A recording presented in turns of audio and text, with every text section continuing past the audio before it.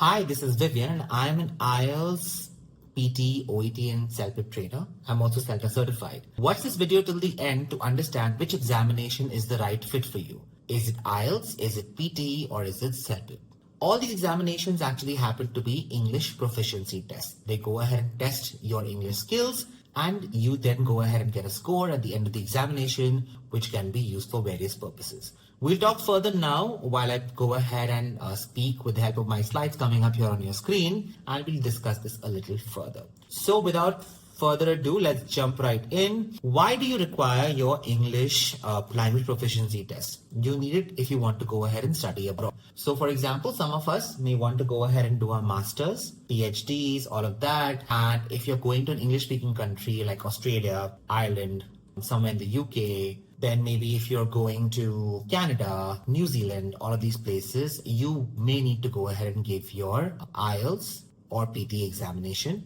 If you're going to, let's say, the States, you may also need to go ahead and give your IELTS examination in certain cases. Second thing is for immigration. If, let's say, you want to go ahead and stay back in a particular country, let's say Australia, New Zealand, or Canada, you may have to go ahead and give another language proficiency test and get a certain score to ensure that you get your PR file put across. Lastly, it's also for work opportunities. Some of students, let's say, who've gone ahead and done their masters, want to stay back in that country and work for some time and then probably apply for their PR. They may also need to give these examinations for themselves. If you want to study abroad, if you are planning to go to the UK, IELTS or PT is accepted. If you're planning to go and study in Canada, IELTS and PT is accepted. If you're planning to go ahead and study in New Zealand or Australia, IELTS and PT is accepted. For immigration, for Canada, there is PTE Core, there is IELTS General, and there is CELPIP. If you want to go ahead and settle in the UK, primarily there isn't any examination as such, but depends on job to job role, so you have to go ahead and check that. If you want to go ahead and settle down in Australia for your immigration, you may need to give your IELTS Academic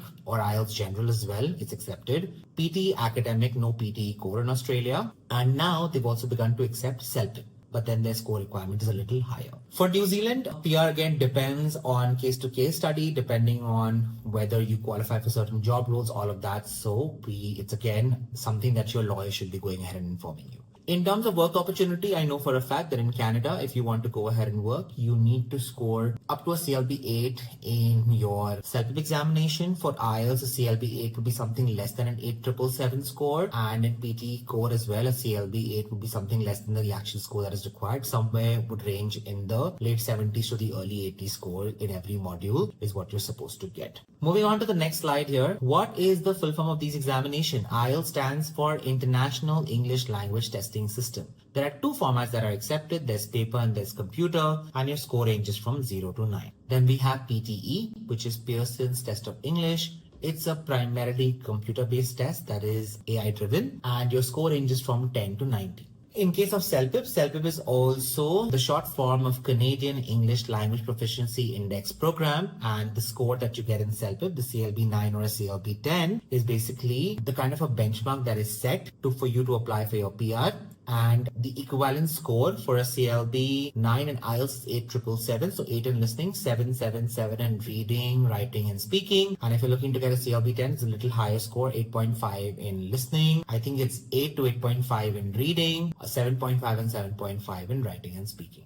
PT again has a lot more digits there, which I do not remember at hand, but I will add a link to that in the bio. Please go ahead and review what is the right PTE score that is required, PTE Core score that is required for your CLB 9 or a CLB 10 score. What is the format of a CELPIP examination? The format is completely computer-based, and you get scored between 1 to 12, CLB 12 being the highest, but anything above a CLB 9 is good to go ahead and put your file in for your PR. Let's talk about difficulty levels. For the IELTS examination, it's balanced but more subjective in speaking and writing. The reason why we say subjective is because it's checked by a human being, right? So the examiner obviously has their own point of view, their own opinions, and sometimes you may not get the best score if the person may disagree to what they have to say. Now, this is where we always say whenever we train students for the IELTS examination that remember, because there's a human being checking your work, always try to go ahead and make it easy for the human being. Okay, but that's not the case in PT. PT is completely scored by AI. Your results come pretty fast, and speaking is a lot more easier. Why? Because In an IELTS speaking, you have to also be able to make the examiner understand, depending on which part of the world you are in, the examiner may also differ,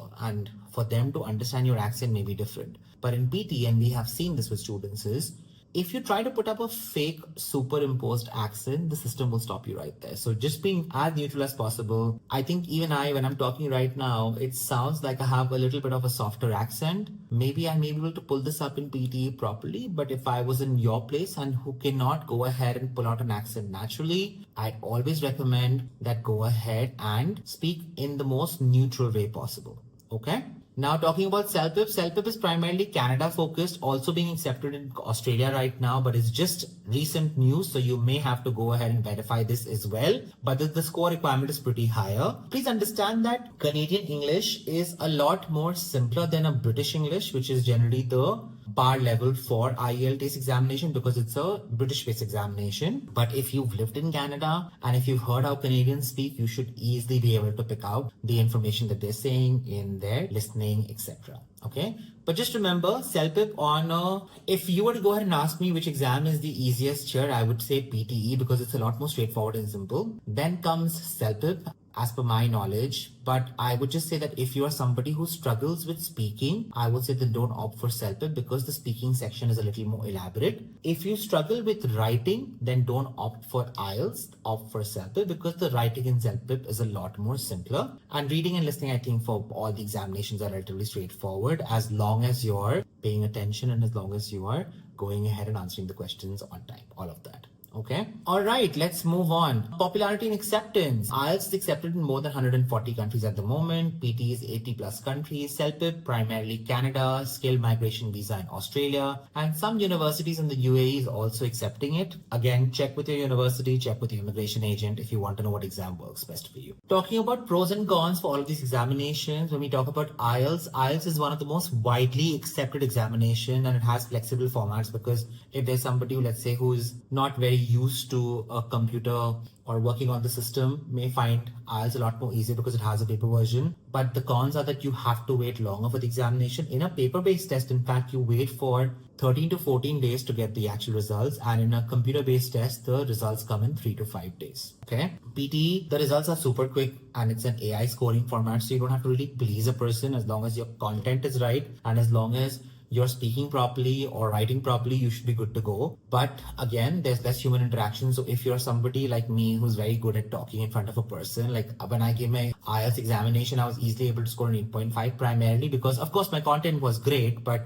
I also was very personable. I smiled with the examiner. I dressed up very well. These things are very important when you have a human interaction. So in PT, this is one thing that you would have to let go of if you are somebody who's very, very charming. Okay. CELPIP, it's again more Canadian immigration focus and it's a one-day test but then the cons are that it has very limited global use. It's not used primarily in a lot of countries, but CELPIP is a definitely easier examination than IELTS for sure. All right, which one should you choose? If you are applying for your Canada immigration, CELPIP, IELTS, PT, core, all three examinations are good to go. If you are in Australia and you're looking to go ahead and apply for your PR, you can use IELTS or PT. CELPIP is now coming up, but for education, it's primarily IELTS and PT only. If you need like really quick results and you're very good with the computer, you're pretty used to typing things down, understanding. If you've given a versant examination ever, and for most people who worked in corporates, they would know what a versant examination is. Definitely opt for PT because PT is very similar to an actual versant examination. Okay, so here is my take on these things. Once again, final tips. Remember, always check the official website of your target country or university because that's where all the information is. Always go ahead and practice under time conditions and choose based on your strengths in computer versus paper tests. It's very, very important. If you are somebody who's never used a computer, which is almost never going to happen because I think everybody has used computer sometime or the other, and the ones who are on this YouTube channel looking at this video also would know that they have gone ahead and used a computer because they're probably seeing it there. Choose wisely if you're good with computers. So all the IELTS computer-based format, PTE format and CELPIP is good. But if you're only looking to give a paper test, like some teachers who I know prefer to do that, then go ahead with IELTS only. It's more widely accepted and has a paper format also. All right. Okay.